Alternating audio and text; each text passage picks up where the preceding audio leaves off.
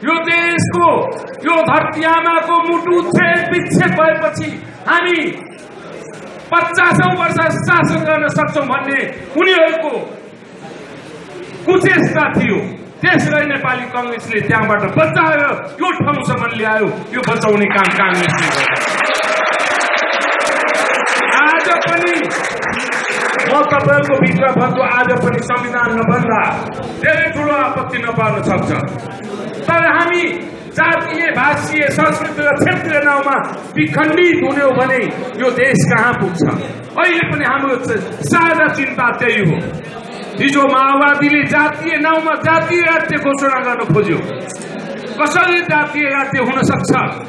हामी 8वटा 10वटा 14वटा प्रान्त बनाउँदैछौँ। ठुलो धेरै बनाए। माओवादीले भने अनुसारका प्रान्त बनाए 14वटा बनाउने। हामीले भने अनुसार बनाए 5वटा। कांग्रेसले भने अनुसार बनाए 5वटा। अनि 14वटा प्रान्त बनाउँदा 123 जाति भएको देशमा अनि 14वटा जातको नाउँमा त हामीले प्रान्त बनायौं। अब बाँकी 108 जातिको नाउँमा चाहिँ के त?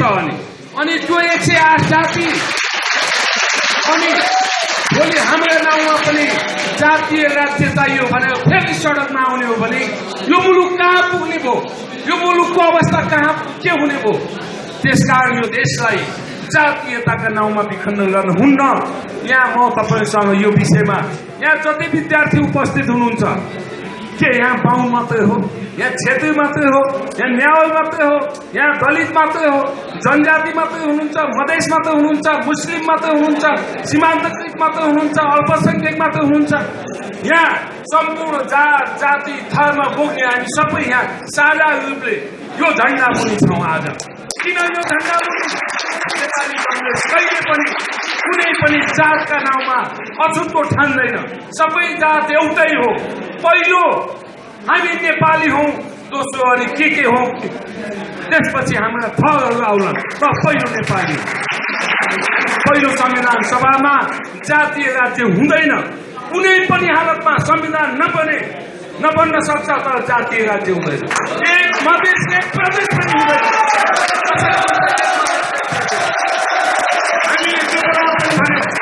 अब यहाँ मधेसका नाउँमा म तपाईले अझ जान्नुपर्ने आवश्यकता के हो भने, यहाँ मधेसका कोही साथीहरू हुनुहुन्छ भने पनि म फेरि उहाँहरूसँग आग्रह गर्न चाहन्छु। मधेस यो देशको आधी जनसङ्ख्या मधेसमा छ, आधी जनसङ्ख्या अन्य भूभागमा छ। अब मधेसलाई अवसर भएन, मधेसले अवसर पाएन भनेर उहाँहरू आवाज उठाउनुहुन्छ।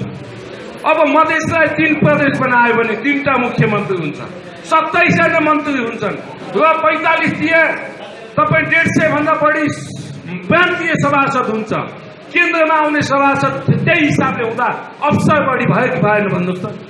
अवसर त त्यहाँ बढी भयो नि। एउटा प्रान्त बनाउनु भन्दा 3टा बनाउँदा अवसर हो।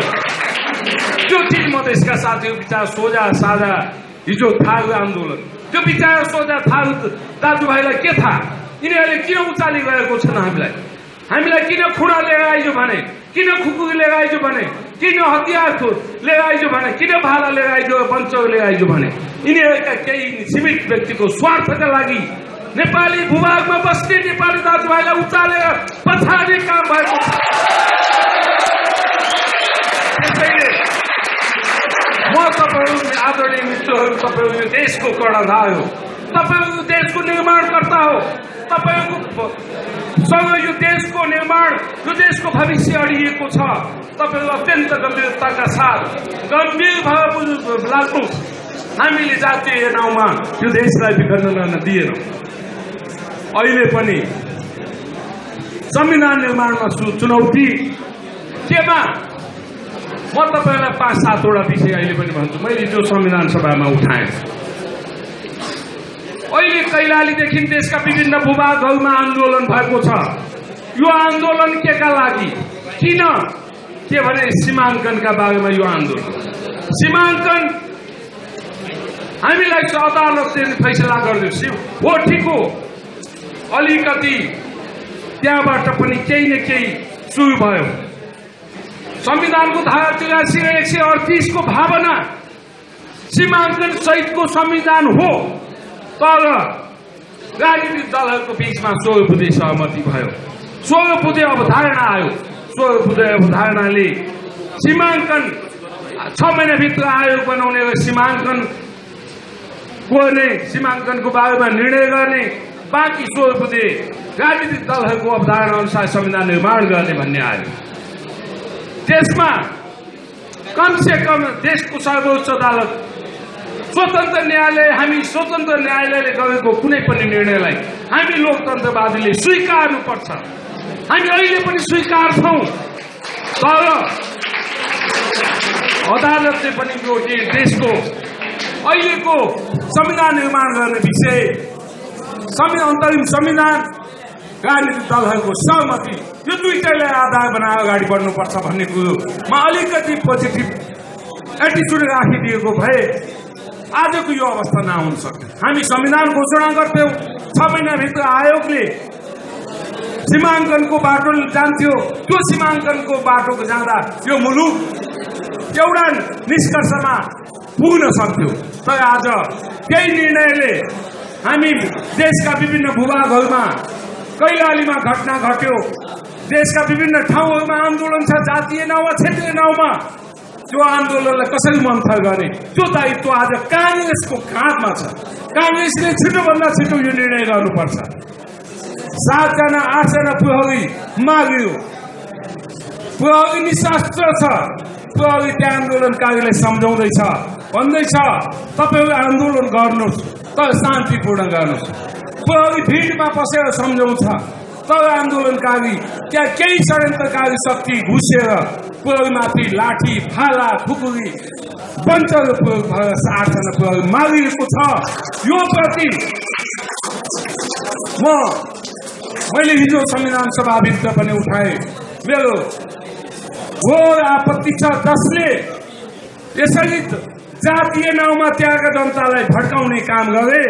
त्यो भड्काउनेहरूलाई जबसम्म यो राज्य ठुलो हेरेर बस्छ त्यसलाई कारबाही हुँदैन, तबसम्म त्यो मृतक 8 जना प्रहरी दाजुभाइको आत्माको शान्ति हुँदैन भन्ने मेरो छ। यसकारण सरकारले एक तह बढुवा गरेको छ। एक तह बढुवा मात्र होइन, ती राष्ट्र सेवक कर्मचारी मुलुकको संरक्षणको दृष्टिकोणले कर्तव्य पालनको सिलसिलामा मृत्यु भएको कारणले उनीहरूका बालबच्चा पनि होलान्, उनीहरूको बालबच्चाको भविष्य छ। त्यसैले मैले हिजो संविधान सभामा उठाए, यिनीहरूको बालबच्चालाई मिनिमम उच्च शिक्षा अथवा ब्याचलरसम्म निःशुल्क पढाउने व्यवस्था र रोजगारीको ग्यारेन्टी यो राज्यले गर्नुपर्छ। नत्र भने सुरक्षा निकायको मनोबल उच्च हुन सक्दैन। मनोबल सुरक्षा निकायको मनोबल गिर्यो भने यो देश कहाँ पुग्छ फेरि। उनीहरूलाई पनि हामीले उच्च मनोबलका साथ राख्नुपर्छ। त्यस्तै हर ठाउँमा यो देशमा अहिले दिन दहाडै मान्छे मार्दै हिँड्ने अवस्था छ। यो सरकार गृहमन्त्री फटाफट आदेश दिन्छन्, जाउँ फलानु ठाउँमा इन्काउन्टर, जम्मै ठाउँ अब इन्काउन्टर हुन थाल्यो। अब तपाईँ घरबाट बाहिर निस्किनुहोस्, घर जान नपाउँदै तपाईँ कुन ठाउँमा इन्काउन्टर हुने हो। यो देश अब इन्काउन्टरको सुरु भएको छ। यो गृहमन्त्री तपाईँ सोध्नुहोस्, एकचोटि प्रश्न गर्नुहोस्, राज्यको सुरक्षाको दायित्व बोकेको यो देशको प्रधानमन्त्री अथवा गृहमन्त्री अथवा कसैले पनि कहीँ एउटा नागरिक मर्दाखेरि धन्यवाद भनेर भन्छ भने विश्वको कुनै कुनामा मानवाधिकार त्यहाँ कहाँ छ भनेर प्रश्न गर्नुपर्ने। ललितपुरमा 5 जना मान्छे एउटै घरमा मार्ने मान्छेलाई 12 वर्षपछि समाउँदा यो गृहमन्त्री धन्यवाद दिँदैन। 12 वर्षपछि समात्यो, 5 जना मान्छे एउटै घरमा कोठामा काट्यो, त्यो धन्यवादको पात्र हो। किनभने 12 वर्षपछि पनि एउटा हत्यारालाई पत्ता लगाएर समात्यो नि। यो हिसाबले अब गोली हान्ने हो भने त्यो 5 जना मारेलाई त 200 गोली हान्नु पर्ने भयो अब त। किनभने मान्छे त हत्यारा हो नि, क्रिमिनल हो नि। क्रिमिनल गर्ने त देख्ने, हिजो क्रिमिनल गयो आज ऊ सही बाटोमा जान सक्छ। हिजो हत्या गयो ऊ जेल बसेर आयो, हिजो बदमासी गयो जेल बसेर आउन सक्छ। त्यसकारण यो मुलुकलाई अब मानवाधिकारको खोजी गर्नुपर्ने अवस्था यो देशमा छ। त्यसकारण यो पनि आजको समस्या। तपाईँ अब धर्मनिरपेक्षले संविधानमा के हो धर्मनिरपेक्ष? तपाईहरुलाई निरपेक्ष भने के? हामी संविधान सभाका सदस्यहरू छौं। त्यहाँ निरपेक्ष भने चाहिँ स्वतन्त्रता हो, सबैले मान्न पाउने। निरपेक्ष भनेको टाढा रहनु, अलग रहनु, धार्मिक आस्था नहुनु, अध्यात्म विरोधी, आध्यात्मिक भावनाबाट टाढा रहेको भनेर बुझ्छु मैले अक्सफोर्ड डिक्सनरीबाट हेर्दाखेरि निरपेक्ष भनेको। अब निरपेक्ष शब्द कहाँ राख्नुपर्छ भने बाउ र छोरा छुट्टिँदाखेरि छुट्टिने किन भन्ने, बाउ छोरा निरपेक्ष गर्ने, श्रीमान श्रीमती डिभोर्स किन, श्रीमान श्रीमती निरपेक्ष गर्ने। निरपेक्ष भन्ने शब्द त्यहाँ अट्छ। तर धार्मिक निरपेक्षता, तपाईँ यहाँ उपस्थित हुनुहुन्छ, तपाईँ कुनै धर्मसँग आस्था नराख्ने कतिजना हुनुहुन्छ? ल हात उठाउनुहोस् एकचोटि। कुनै पनि धर्मसँग आस्था छैन तपाईँलाई? ल हात उठाउनु। 4 जना फेला पर्छ। तपाईँलाई कुनै पनि धर्मसँग आस्था छैन, विश्वास छैन, तपाईँ कुनै धर्म मान्नुहुन्न हो, नमान्ने अधिकार तपाईसँग सुरक्षित छ। त्यो धार्मिक स्वतन्त्रतामा मात्रै छ।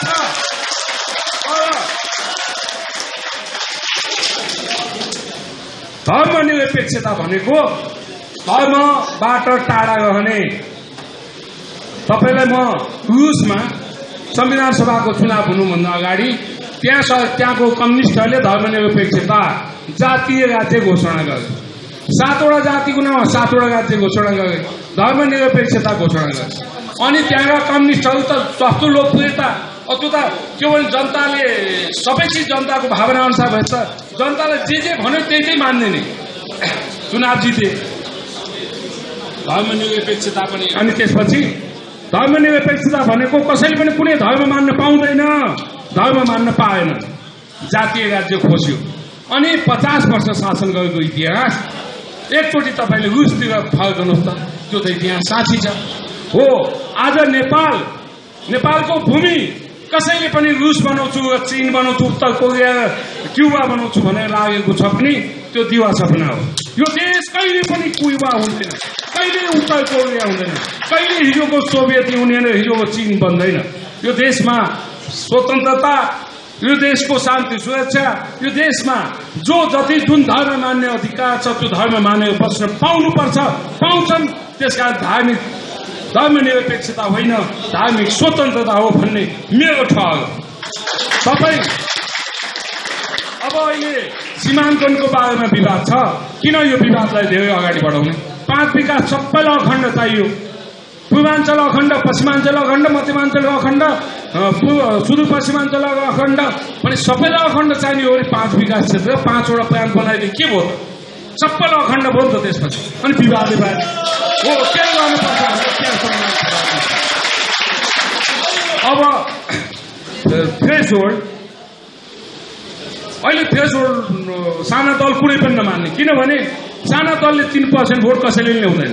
18,000 भोटले एउटा सभासद हुने, अनि 18,000 भोट एउटा चिन्ह पाएपछि देशभरबाट झुकिएर पनि आउने, अनि सभासद एउटा हुने, अनि दल मात्रै हुने संविधान सभा। बाहिर जनताको जनमत 10,000 पनि छैन, तर त्यहाँ चाहिँ संविधान सभाभित्र संसदभित्र दल हुने। त्यसकारण कमसे कम एउटा राष्ट्रिय पार्टी हुनको लागि 3% मत निर्वाचनमा अनिवार्य ल्याउनुपर्छ, अनि मात्र त्यो राष्ट्रिय पार्टी हुन सक्छ, सम्भावना हुन्छ। त्यसैले अहिले हामीसँग यो देशको संविधान कसका लागि? जनताको लागि। संविधानले कुनै पनि पार्टीका वादहरूलाई ग्यारेन्टी संविधानले गर्दैन, कुनै पनि वादलाई ग्यारेन्टी गर्दैन। कांग्रेसको वादलाई पनि गर्दैन, एमाले माओवादी कुनै वादलाई पनि संविधानले ग्यारेन्टी गर्दैन। तर संविधानले अहिले समाजवादतिर उन्मुख भन्ने वादलाई ग्यारेन्टी गर्दैछ। समाजवादको उन्मुख किन? त्यहाँ अगाडि किन लोकतान्त्रिक समाजवाद भन्ने आँट किन गर्दैन यो देशका कम्युनिस्टहरू? किनभने उनीहरूको नियत, गलत नियत त्यहाँ लुकेको छ।